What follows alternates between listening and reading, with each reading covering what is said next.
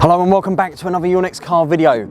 My name is Danny Nevill and today we have the Maserati Gran Turismo Sport, sported in all black.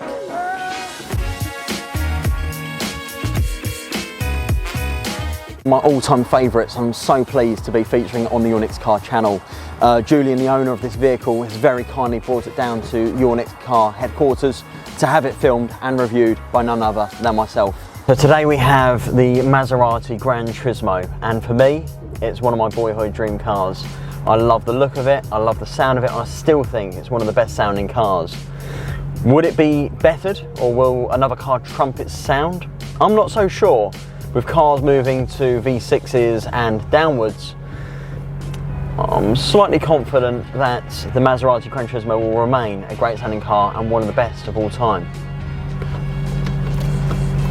What I particularly love about the Gran Turismo is its sleek design and beautiful looks sculpted around every single angle. And when you're inside, it feels classy, it feels quality, and you can tell in its Italian brand. Every single detail has been designed and thought through, as you'd expect, being Italian. And overall, for me, Maserati is a high premium brand, as we all know, and that's one of the things that makes the Maserati so special. I've been driving this beast around and enjoying the thrill of its sports mode as well as its traditional modes and settings, and I can certainly say it's a car that will keep you excited on your toes. There's a huge amount of power that is injected into the vehicle. If you put it into its standard settings, it becomes more tame and more enjoyable, certainly very comfortable for whoever's in the passenger seat or in the back seats as well. But it's a very comfortable car, very comfortable GT.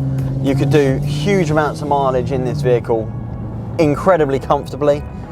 You wouldn't have any concerns driving across the country or continents or throughout Europe. You'd feel very comfortable indeed. So this is at 25 miles per hour and you can hear that exhaust. I've got the windows closed, but I know how loud that is on the outside.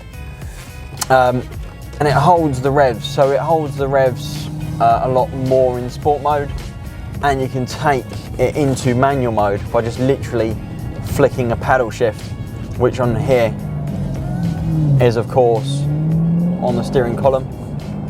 And now we're just driving up, you can see people grabbing their attention where you're driving this Maserati Gran Turismo Sport. The brakes are very smooth, they're not harsh, they're not disc brakes, and they're very, very smooth indeed, which I think you want on a Maserati. If you've got people in the back or passengers, you want this car to be fast in a straight line, good around bends, and very comfortable for the everyday. Does it tick the everyday box? It absolutely does. So at the time when these came out, I remember the Audi R8 was revealed.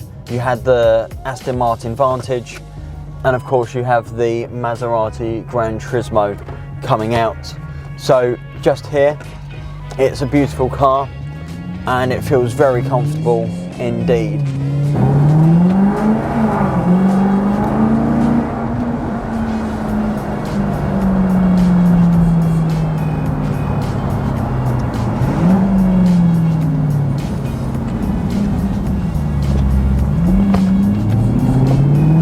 Sounds absolutely gorgeous.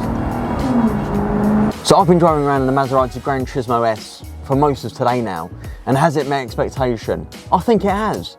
It's drove absolutely gorgeously, it sounds beautiful, it sounds as good, if not better than I remember it being, and overall it's just very iconic. Everyone who sees the car says, wow, I love that car.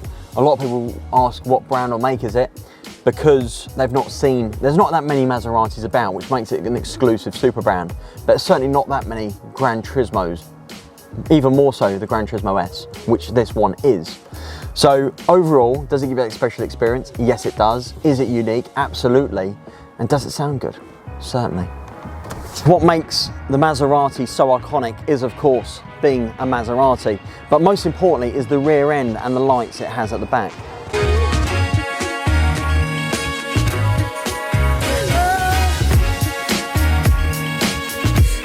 Today we're proudly featuring the 41mm Bell & Ross watch.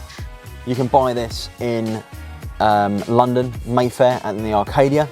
Bell & Ross have a private shop within the Mayfair Arcade over in London, just opposite the Ritz Hotel. So if you're looking for a new watch, we certainly recommend the Bell & Ross 41mm. They also do 39, 41, 42, 44, 48mm watches and beyond. I particularly like the square design, and this one is the stainless steel version. You can also get the anti-scratch options as well, and also different strap options whether you want leather, rubber or metal, of course, as well. This one's an automatic, but you can get battery too. So when the Maserati Gran Turismo S came out, you could buy one of these from £92,000, and it sports a 4.7 litre V8 engine. The display of Maserati sported at the rear is perfectly positioned, and of course you want everyone to know you're driving around in a gorgeous Maserati. Comes with not one, not two, but 4 exhausts at the back, making it a really amplified sound. You'll hear it, you'll love it, everyone else will hear it, most people will love it.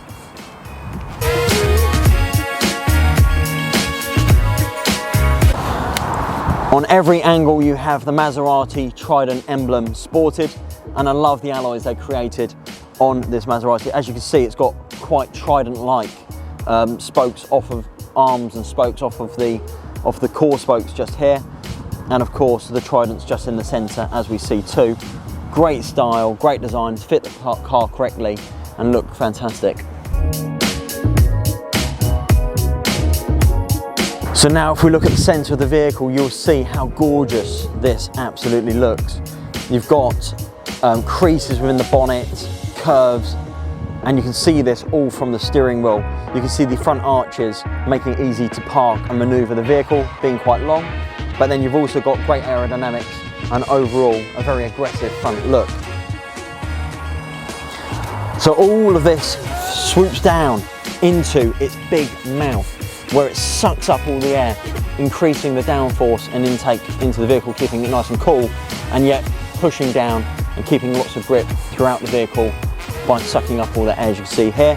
When you see it in the rearview mirror, not only does the car look beautiful, but it looks aggressive too. So it's a beautifully aggressive Maserati. As you'd expect, Maserati have its name on the door entrance. Top marks for Maserati, because there are some brands who don't put their name on the door sill, which is always disappointing, particularly you've got a great brand like this. You then have a nice size steering wheel, very Ferrari-like in feeling, very Italian, and you've also got all of the bells and whistles with the buttons just here as well for modes, settings and so forth. Just here you'll also see the emblem embossed into the headrest, and I love that. Top marks of Maserati. All premium brands should be embossing their name or model or brand into the headrests.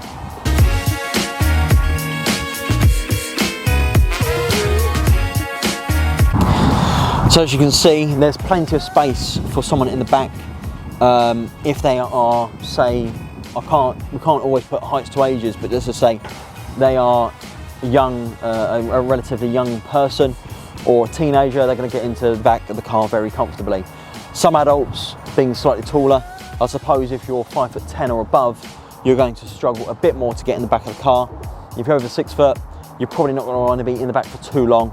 And if you're over 6'2", you're probably not going to get in the back of this car. You're going to be wanting to go in the front. As standard, I'm 6'1" in height, or about 6 foot in height. So just here, we have the natural seating position for you to see how it'd be with me being in the car, and then also the leg space behind. We're also going to show you how much space you have. So if we just look, whoops, let's go back forward.